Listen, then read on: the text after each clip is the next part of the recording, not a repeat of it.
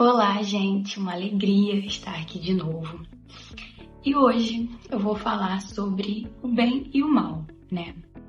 Essa antítese da vida. É o anjinho e o diabinho, né? Que ficam rondando a nossa mente. E, enfim, para começar, a gente tem que entender sobre a moral. A moral, ela é a regra do bem proceder. É aquela que cumpre a lei divina, né? A lei de Deus. E quais são as leis de Deus? Vamos relembrar? Olha só, eu até anotei aqui. Lei da adoração, lei do trabalho, lei da reprodução, lei da conservação, da destruição, da sociedade, do progresso, da igualdade, da liberdade, da justiça, do amor e da caridade. Então, distinguir o bem do mal é simples, né? A gente é que complica. O bem é aquilo que segue essas leis, as leis divinas. E o mal é tudo aquilo que infringe essas leis. Vamos agora à pergunta 632 do Livro dos Espíritos. Estando sujeito ao erro, não pode o homem enganar-se na apreciação do bem e do mal a crer que pratica o bem quando em realidade pratica o mal? Jesus disse: vede o que querias que vos fizessem, ou não vos fizessem. Tudo se resume nisso, não vos enganareis. Então, gente, é simples, né? Nós é que complicamos sempre. Quando a gente bater aquela dúvida, a gente não souber se tal atitude está voltada para o bem ou para o mal, vamos nos colocar no lugar do outro, né? A gente gostaria de estar passando por aquilo? A gente gostaria de ouvir aquilo? A gente gostaria de sentir aquilo? Se não, então melhor a gente não fazer, né? Só a gente não fazer com que o outro, não fazer com o outro aquilo que não gostaríamos que fizessem com a gente, né? Esse processo de se colocar no lugar do outro, de imaginar como que aquela pessoa se sentiria em determinada situação, já ajuda a gente bastante a saber qual caminho a gente deve tomar, né? Qual escolha a gente deve fazer. E aí vem um questionamento, né? Que acredito que todos nós já nos fizemos em algum momento da nossa vida, que é: se Deus é bom, por que o mal existe, né? E aí a gente aprende que nós fomos criados espíritos simples e ignorantes, e que nós precisamos passar pelas experiências, por várias experiências, né, nas nossas vidas, nas nossas inúmeras reencarnações, para poder evoluir, né? Nós temos o nosso livre-arbítrio. Por exemplo, se não existissem as montanhas, a gente não saberia que se pode subir e descer delas, né? Se não existissem rochas, a gente não saberia que existem corpos duros, né? Esses exemplos estão no Livro dos Espíritos. Então, a gente entende que o mal, ele é necessário para o nosso progresso, para a nossa evolução. Porque nós temos que aprender por nós mesmos, pelas nossas escolhas, por conta do nosso livre-arbítrio. E não como se Deus tivesse criado a gente como uma marionete, que Ele mesmo iria conduzir as nossas ações. Não, nós mesmo temos que nos burilar, temos que analisar as nossas atitudes e sempre buscar fazer o bem, né? Buscar o caminho do bem, independente das conveniências, enfim, das circunstâncias. É isso que nós temos que buscar por nós mesmos e não pelos outros. Por isso que o mal, nesse sentido, ele é necessário, né, para nossa evolução. Existe uma hierarquia do mal? Será? Então, a gente lendo, a gente entende que quanto mais instruída é a pessoa, maior gravidade tem o mal que ela pratica, né? Então, as circunstâncias, elas dão relativa gravidade às nossas ações. Então, quanto mais a gente entende, a gente sabe que o que a gente está fazendo é ruim, né? É algo negativo, é algo que vai prejudicar nós mesmos ou alguma outra pessoa, pior é do que se a gente não soubesse, né? Então, até anotei um trechinho do Livro dos Espíritos. Assim, mais culpado é aos olhos de Deus o homem instruído que pratica uma simples injustiça do que o selvagem ignorante que se entrega aos seus instintos, né? Quem se utiliza do mal de outra pessoa também é culpado, né? Porque às vezes tem situações em que a gente não coloca literalmente a nossa mão na massa, mas a gente se utiliza do mal da outra pessoa para conseguir uma vantagem, né, pra gente. E aí a gente vai mas não fui eu que fiz, não fui eu que falei. Mas você também é culpado, porque você foi conivente, né? Porque é aquilo, não basta você não fazer o mal. Você tem que fazer o bem, né?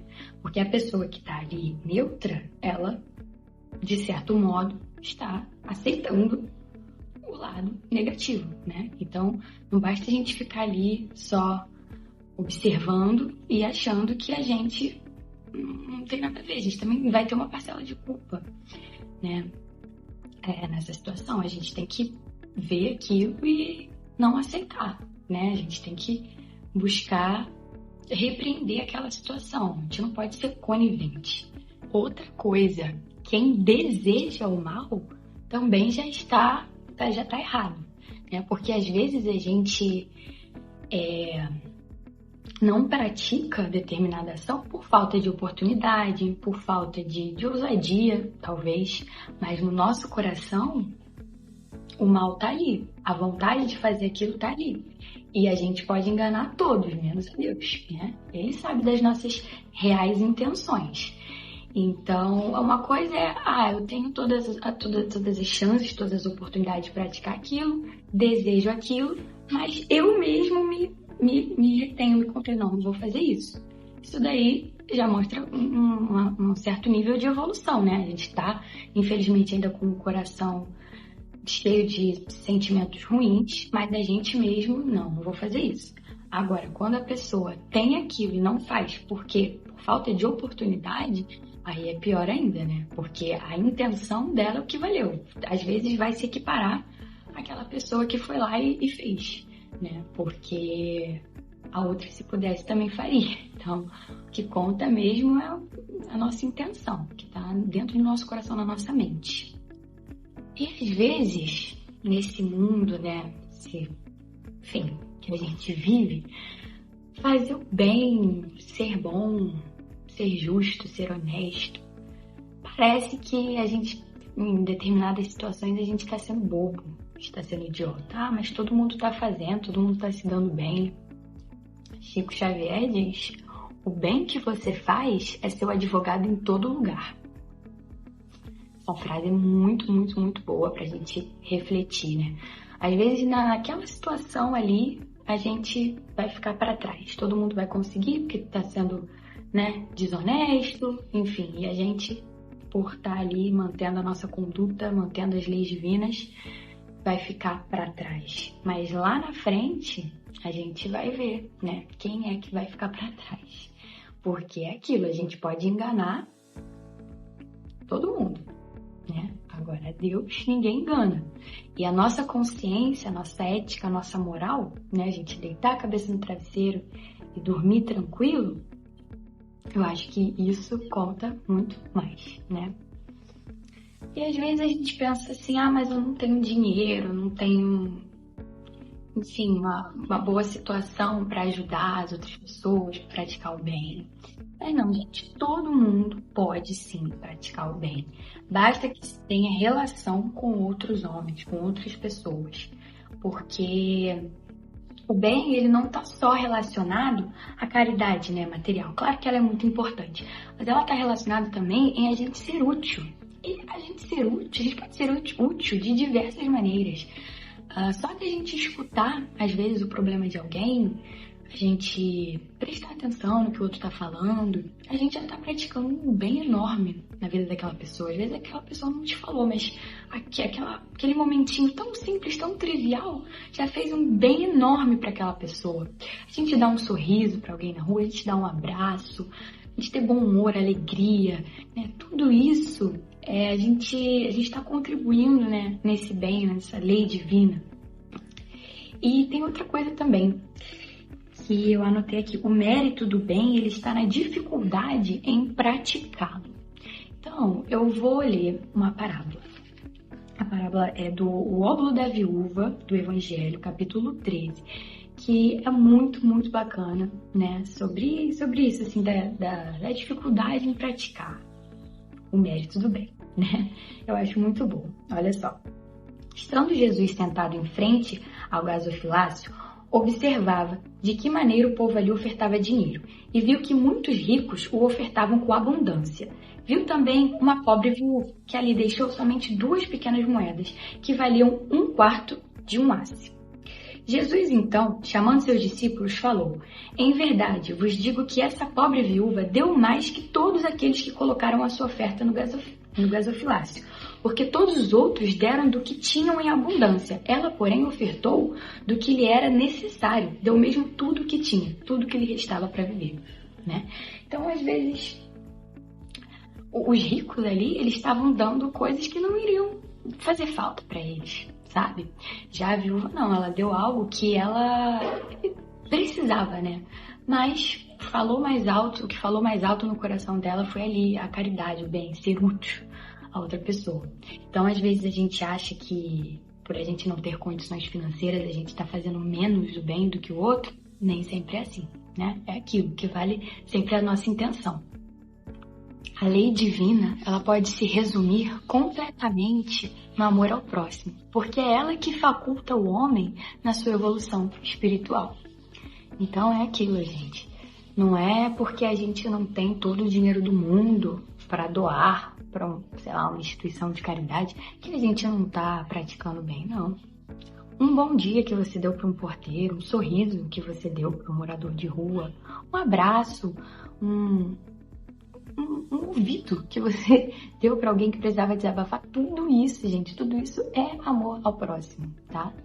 E se a gente puder resumir as leis divinas, é nela, no amor. E os maiores beneficiados em praticar o bem, o amor ao próximo, somos nós mesmos. Porque a consequência do bem é a felicidade. E a desobediência da lei divina, né, das leis divinas, é o sofrimento. Porque às vezes a gente acha que aquele mal que a gente está praticando, por exemplo, uma vingança que a gente faz, vai nos deixar bem, né? Vai nos deixar aliviado. Talvez momentaneamente, né? Mas a longo prazo, aquilo vai voltar para nossa consciência, a gente vai ficar pensando naquilo e a gente vai sofrer. Então a gente tem que buscar não a felicidade momentânea, mas a felicidade duradoura, né? E ela a gente só encontra mesmo praticando as leis divinas. Tem uma frase de Mahatma Gandhi que exemplifica isso que eu falei agora, ó. Ele disse: eu sou contra a violência, porque a violência parece fazer bem, mas ela não faz bem. O bem que ela faz é passageiro e o mal que ela faz é duradouro, né? Então, sentir-se aliviado por ter, sei lá, batido alguém, ofendido alguém, vai ser só aqui naquele momento, porque a longo prazo aquilo vai te fazer mal, vai te trazer sofrimento.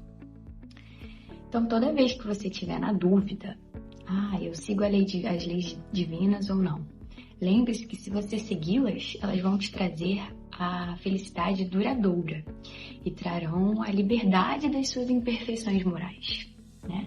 Então, a gente tem sempre ali o anjinho e o diabinho. A gente, com o nosso livre-arbítrio, que vai decidir por qual caminho a gente vai seguir. Você quer a felicidade momentânea, que depois vai te trazer sofrimento? Ou você quer se sentir bem com você mesmo, né? A longo prazo. Sempre bom refletir. E, gente, para reiterar 2 coisas que eu falei, eu peguei o livro da Gênesis. A primeira é aquilo, né? Aquele questionamento que a gente sempre, que todo mundo já deve ter feito, que é, se Deus é bom, por que o mal existe, né? E aí, olha só, o mal, né? A consequência dele pra gente é a dor, o sofrimento. E em Gênesis diz assim, nesse livro aqui, tá? O bem e o mal, capítulo 3. a dor é o aguilhão que compele o homem a avançar na estrada do progresso. Então é aquilo que eu falei, a gente precisa passar por essas provações, por esses sentimentos ruins, né? A gente está, novamente, no planeta de provas e expiações, para poder evoluir. Se a gente já viesse bom, a gente, sabe, ia ser em vão, porque Deus, Jesus, querem que a gente evolua por nós mesmos, né? A gente mesmo, é aquilo. Não dê o peixe, mas sim dê a vara de pescar pra gente pescar o peixe. Não sei direito como é a frase, mas é mais ou menos isso, né? Não dê o peixe, ensine o homem a pescar. Então, é basicamente isso. E sobre essa decisão, né? Vou decidir o que eu faço. Sigo o caminho do bem, sigo o caminho do mal. Ouço meu anjinho, ouço meu diabinho. Sempre que bater essa dúvida, lembre-se que se o homem se adaptasse rigorosamente às leis divinas, não há dúvida de que evitaria os males mais agudos e de que viveria feliz na Terra. Se não procede assim, é em razão do seu livre-arbítrio e sofre as consequências disso. Então tá aí, gente, o segredo da felicidade, ó, seguir as leis divinas. É muito difícil, por isso que a gente tem que reencarnar várias vezes, né? E eu queria finalizar o vídeo fazendo uma proposta para você. Tente encontrar, de alguma forma, a solução para os seus problemas fazendo bem. Juro, a gente começa a redimensionar mais a nossa dor, a entender muitas coisas, a dar mais valor à nossa vida, né? Não é querendo colocar uma régua, né? E ver qual dor é maior, qual dor é menor. Não, mas procure, não sei, ir a um orfanato, ir a um asilo, doar sangue, ir num hospital de câncer, ou simplesmente dar mais ouvido aos seus pais quando eles querem conversar com você, aos seus filhos, dar mais atenção às pessoas à sua volta. Qualquer coisa que seja voltada para o bem, para o amor ao próximo, em ser útil, em fazer a caridade, procure inserir isso no seu dia a dia. Porque a gente começa a, como eu falei, valorizar mais o que a gente tem, né? E sentir-se grato. E a gente vai estar praticando as leis divinas e a gente vai estar... A consequência disso será a nossa felicidade, e não a momentânea, mas a duradoura, né? Então, gente, um grande beijo. Fiquem com Deus, tá? Curtam, comentem e vamos praticar o bem. Gente, sempre não é fácil, mas é isso. A gente tem que insistir, porque estamos aqui para evoluir. A gente cai, mas a gente levanta. E se perdoar também, né? Porque ninguém é perfeito. Claro que a gente, em algum momento, a gente sempre vai acabar deslizando, mas é normal, né? O importante é tentar passar por cima disso, né? Pedir perdão, enfim, e seguir. E não ficar remoendo aquilo. Beijo.